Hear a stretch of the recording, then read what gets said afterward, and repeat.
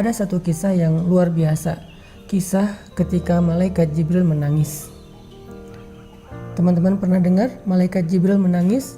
Padahal kita tahu malaikat Jibril itu kata Allah syadidul quwa, malaikat yang keras, yang kuat, yang ditakuti oleh malaikat yang lain, dzu mirratin, malaikat yang sangat wibawa, malaikat yang sangat agung, yang kalau beliau mengepakkan sayapnya, satu sayapnya itu bisa menutupi langit dan bumi. Dia memiliki 600 sayap, satu sayapnya aja bisa menutupi langit dan bumi, bisa menutupi cahaya matahari, satu sayap Jibril. Tapi malaikat sebesar ini ternyata pernah menangis. Satu hari Nabi mendapati Jibril sedang menangis, duduk di sebuah tempat, kemudian dia menangis. Air matanya membasahi wajahnya. Kemudian Nabi bertanya kepada Jibril, "Wahai Jibril, ma yubki, kenapa engkau menangis?" Jibril kemudian menoleh ke arah Nabi dan mengatakan, "Ya Rasulullah, bagaimana saya tidak menangis? Sejak saya melihat neraka Allah, air mata saya selalu mengalir karena takut kepada Allah Subhanahu wa taala." Takut kepada Allah Subhanahu wa taala, takut akan azab api neraka. Sampai malaikat Jibril aja takut diazab api neraka. Semua kita berdoa dan berharap kepada Allah Subhanahu wa taala supaya termasuk di antara orang yang dijamin masuk surga dan dijamin terbebas dari api neraka. Karena jaminan Allah Subhanahu wa taala itu adalah jaminan yang paling kuat. Bahkan Allah Subhanahu wa taala menyebutnya di dalam Al-Qur'an dengan istilah urwatul wuthqa, tali yang tidak mungkin terputus.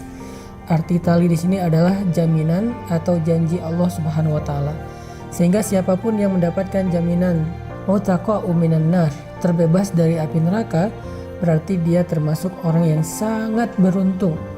Gak ada yang lebih beruntung daripada itu. Karena ketika dijamin terbebas dari api neraka, berarti dia terjamin masuk surga. Soalnya di akhirat gak ada tempat kecuali dua. Kalau gak surga, berarti neraka. Sehingga siapapun yang terbebas dari api neraka, berarti tempatnya di surga. Atau sebaliknya, siapapun yang tertolak dari surga dan tidak mencium aroma surga, berarti dia tempatnya di neraka. Siapa orang yang dijamin terbebas dari api neraka menurut Al-Quran dan hadis? Banyak. Orang yang pertama, kalau kita baca di dalam hadis, adalah orang yang melaksanakan sholat subuh berjamaah.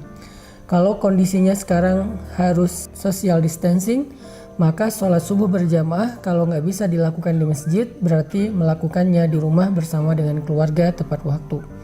Nabi SAW bersabda, siapa yang melakukan sholat subuh berjamaah di masjid, fahuwa fi zimmatillah, dia berada dalam jaminan Allah.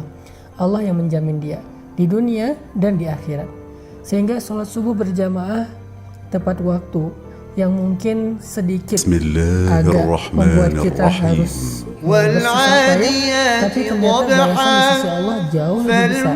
Sehingga kesusah payahan kita bangun subuh, kemudian berwudu dalam keadaan dingin, masih menahan ngantuk, itu akan terasa sangat murah dibandingkan dengan balasan yang Allah berikan kepada orang yang melakukannya. Maka dari itu, setiap malam sebelum kita tidur, coba teman-teman ingat-ingat kembali janji Nabi SAW tentang sholat subuh berjamaah.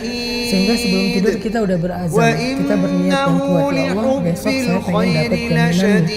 Sehingga kalau saya besok dalam 24 jam meninggal dunia, berarti Allah menjamin dia terbebas dari api neraka. Itu keren banget. Terbebas dari api neraka, terbebas dari sulitnya hisab, terbebas dari tergelincir di sirat, terbebas dari panasnya padang mahsyar, terbebas dari azab kubur, terbebas dari su'ul khatimah. Semua yang buruk-buruk akan Allah jamin dia terbebas darinya. Dan jaminan Allah itu gak hanya berlaku di akhirat, tapi juga berlaku di dunia. Artinya dia terbebas dari sifat munafik, dia terbebas dari kekufuran, dia terbebas dari musibah-musibah yang menimpanya hari itu. Sehingga siapapun yang pengen dapat jaminan fahuwa fi zimmatillah, dijamin, dilindungi oleh Allah Subhanahu wa taala, dan yang paling besar adalah dijamin dan dilindungi terbebas dari api neraka, maka sholat subuhlah berjamaah. Walaupun agak berat, mungkin kita ngerasa subuh berjamaah itu sesuatu yang luar biasa, berat banget, males banget, susah buka mata, dingin-dingin harus ke masjid. Tapi kalau kita bayangin ganjaran atau balasan ya Allah sediakan di balik ibadah itu, ternyata apa yang kita lakukan itu walaupun berat sangat murah dibandingkan dengan balasan di sisi Allah. Mau dapat jaminan 1 hari besok, sholat subuh berjamaah. Niatkan sebelum tidur. Yang kedua, orang yang dijamin terbebas dari api neraka adalah orang-orang yang melaksanakan ibadah Ramadan dengan maksimal. Dia melakukan ibadah puasa dengan sempurna, dia melakukan ibadah sholat tarawih dengan sempurna. Kemudian dia memperbanyak amal-amal sunnah di antara kedua ibadah ini. Di antaranya dia melakukan ibadah zikir, dia tilawah Al-Quran, dia sholat sunnah, dia memberi makan orang yang berbuka puasa, dia kemudian bersedekah, dan banyak lagi amal-amal soleh yang dia lakukan sepanjang bulan Ramadan. Maka dia termasuk orang yang kata Nabi utaqa'u minan nar, dijamin terbebas dari api neraka. Ini jaminan yang susah banget untuk didapatkan kalau bukan karena Allah yang maha pemurah. Kalau bukan karena Allah maha pemurah, untuk terbebas dari api neraka itu susah banget. Bahkan neraka itu selalu merasa lapar untuk melahap manusia-manusia yang banyak dosa.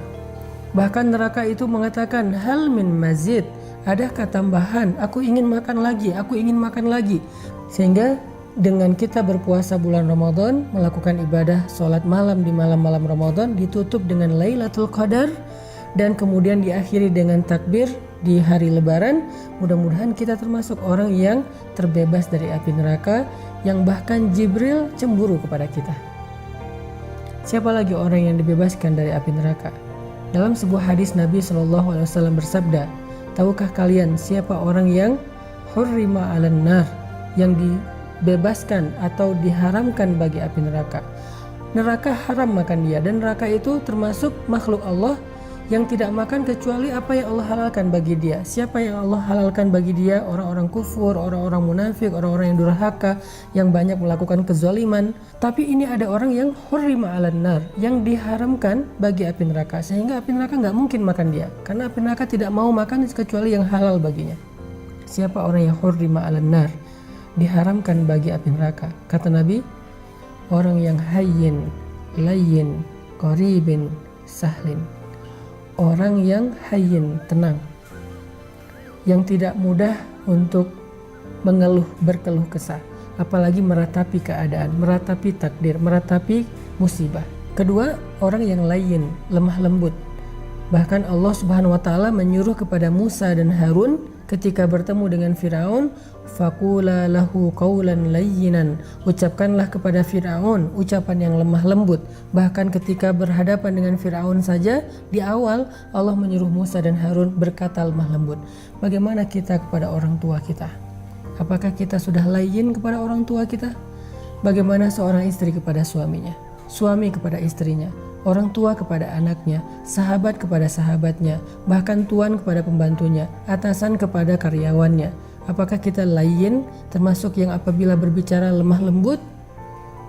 Kalau kita termasuk orang yang bisa menjaga akhlak, tetap layyin, terutama kepada orang-orang yang harus kita bersikap baik kepadanya, seperti guru kita, ulama kita, pemimpin kita, orang tua kita di rumah nomor 1, pasangan kita, suami atau istri kita.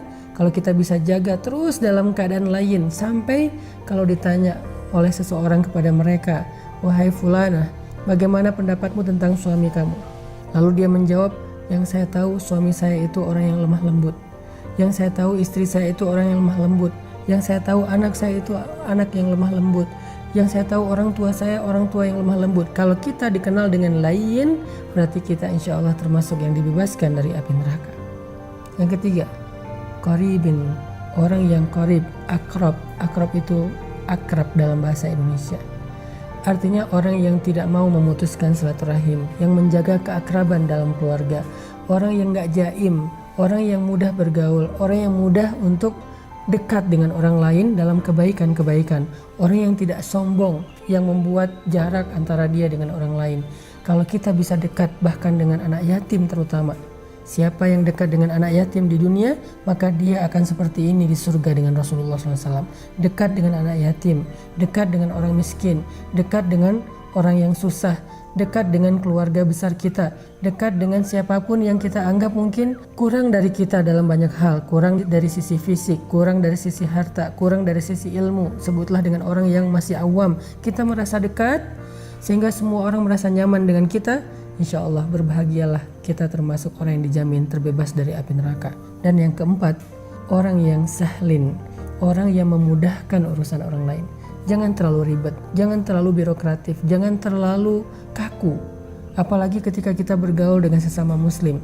Ada beberapa urusan antara kita dengan teman kita, saudara kita, jangan terlalu kaku. Semuanya salah atau terlalu hard feeling. Semuanya disimpan di dalam hati, semuanya membuat dia emosi, gak ada rasa percaya kepada sesama muslim, sehingga semuanya tuh harus birokratif. Nah ini berarti dia gak sahlin. Seorang muslim dia sahlin dalam urusannya. Salah satu contoh sahlin memudahkan itu adalah hadis-hadis tentang masalah hutang piutang. Kata Nabi, siapa yang meminjamkan uangnya atau hartanya kepada saudaranya selama misalnya 1 hari, berarti selama 1 hari itu dia telah bersedekah sebanyak uang yang dia pinjamkan. Lalu besoknya saudaranya yang meminjamkan hartanya mengatakan, saya belum sanggup membayar, bolehkah saya meminta waktu lagi? Lalu dia memberikan waktu tambahan 1 hari, maka dia sudah bersedekah sebesar 2 kali lipat dari harta yang dia pinjamkan, dan seterusnya dan seterusnya. Ini artinya semakin banyak kita memudahkan urusan orang lain dalam interaksi kita sehari-hari, maka semakin kita mendekati jaminan Allah terbebas dari api neraka. Sampai Nabi mengatakan, siapa yang meringankan beban saudaranya di dunia, Allah ringankan bebannya di akhirat. Siapa yang mengangkat urusan atau hajat saudaranya di dunia, maka Allah mudahkan